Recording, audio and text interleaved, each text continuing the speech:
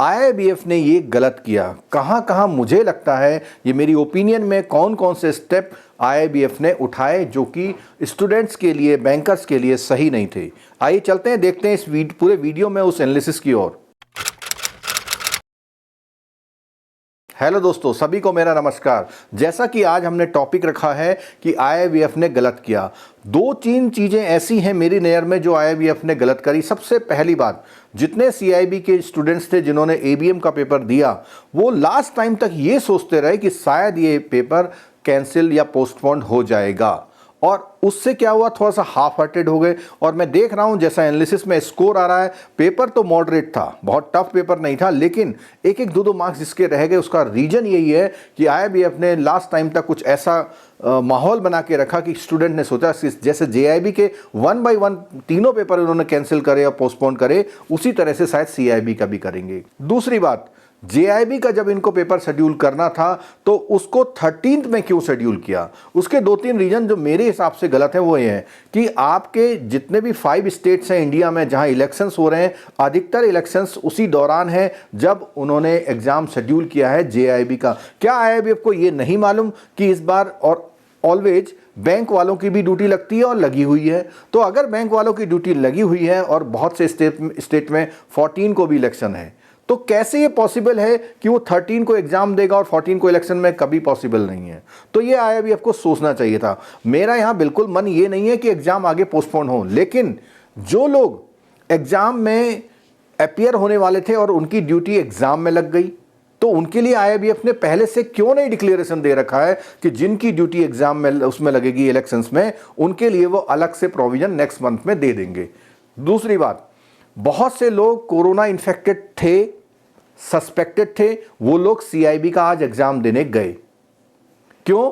क्योंकि उसने कोई भी गाइडलाइंस ऐसी जारी नहीं की है कि अगर कोई कोरोना इन्फेक्टेड है या सस्पेक्टेड है तो उनके लिए, अगर उसने अपनी जो है जांच करा ली है, उसकी रिपोर्ट आनी बाकी है, अगर वो पॉजिटिव पाए जाते हैं तो उनको अलग से चांस मिलेगा। लास्ट टाइम भी दिया था चांस, तो इसका प्री अनाउंसमेंट क्यों नहीं किया? अब उसमें क्या हुआ, जब लोगों को लगने लगा पता नहीं हमें मौका मिलेगा नहीं, मेरे को बहुत सारी क्वेरी आई, तो उसमें यही लगा उनको, और वो छुपा करके कैसे भी अगर उनकी प्रिपरेशन थी तो कहाँ पहुंचे, वो अपना एग्जाम देने पहुंचे। तो इसमें जो है कोरोना बढ़ाने के चांसेस। तीसरी बात, जब बैंकर की ड्यूटी कोरोना काल में लग रही थी, नॉर्मल ड्यूटी वो बैंक जा रहे थे, तो एग्जाम देने में क्या प्रॉब्लम है? आईआईबीएफ ने गवर्नमेंट ऑफ इंडिया को ये विश्वास में नहीं लिया कि जब हमारे बैंकर डेली ड्यूटी जा रहे हैं कोरोना में भी, तो एग्जाम देने में क्या है। और उस दौरान एसबीआई के एग्जाम हो रहे हैं, आईबीपीएस के एग्जाम हो रहे हैं, आईएएस के एग्जाम हो रहे हैं। आईबीपीएस ने इसमें बिल्कुल भी अपनी कोई राय या कोई प्रयास नहीं किया।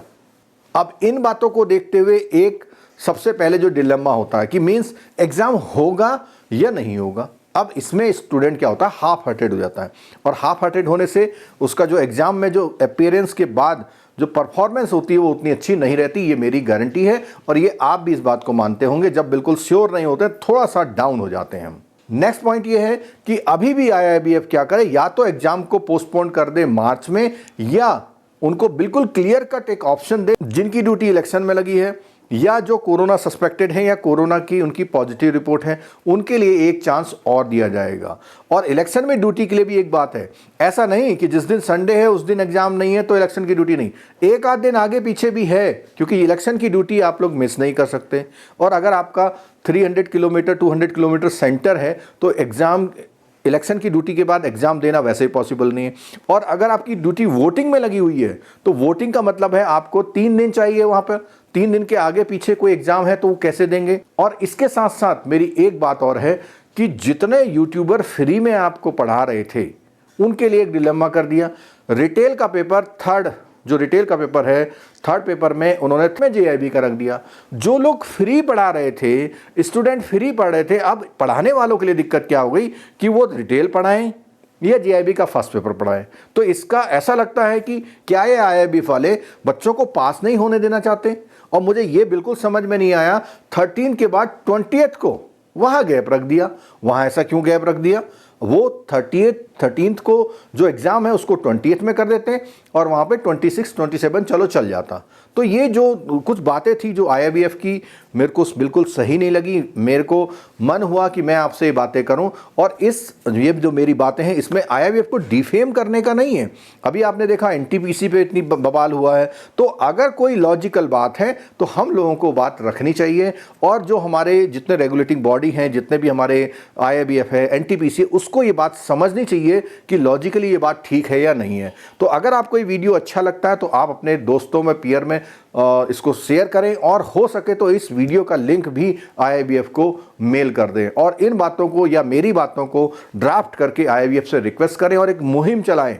मैं एग्जाम पोस्टपोन करने की बात बिल्कुल नहीं कर रहा, मैं सिर्फ ये कह रहा हूं कि अगर किसी की ड्यूटी एग्जाम ड्यूटी है, कोई कोरोना पॉजिटिव, उसके लिए IIBF क्या कर रहा है उसका डिक्लेरेशन पहले से अनाउंस कर दे और अपने एग्जाम टाइम से कंडक्ट कराए। और ऐसा तो है नहीं कि कभी पहले एग्जाम दूसरी बार नहीं हुए हों, कई बार से ऐसा चला आ रहा है। कभी इलेक्शन की ड्यूटी थी, बंगाल इलेक्शन की ड्यूटी थी, कोरोना के लिए कई केसेस उसने मौका दिया था, कोई सेंटर में एग्जाम कैंसिल हो जाता तब भी वो करता है। और आजकल तो IIBF की तो तारीफ है कि ऑनलाइन एग्जाम है और वहीं रिजल्ट आ जाता है, तो उसमें कोई ऐसी बहुत बड़ी प्रिपरेशन तो करनी नहीं पड़ती है। क्वेश्चन पेपर बनाने के लिए उसके पास अपनी टीम होती है। तो दोस्तों, ये वीडियो को अगर आपको सही लगता है तो इसको स्प्रेड करिए और हाँ, हमारी जितनी भी लाइव क्लास हो रही है, फ्री ऑफ कॉस्ट हो रही हैं, उनको ज़रूर देखिएगा, वो आपको बेनिफिट ज़रूर करती हैं। जो लोग कमिटेड हैं और जो लोग कोर्स लेना चाहते हैं उनके लिए ऑफर भी हमेशा अवेलेबल रहते हैं। और अभी जो है JIB का जो ऑफर है वो 999 में मिल रहा है। जो JIB का ये कमिंग एग्जाम है उसकी वैलिडिटी जो है हमने 30 मार्च इसलिए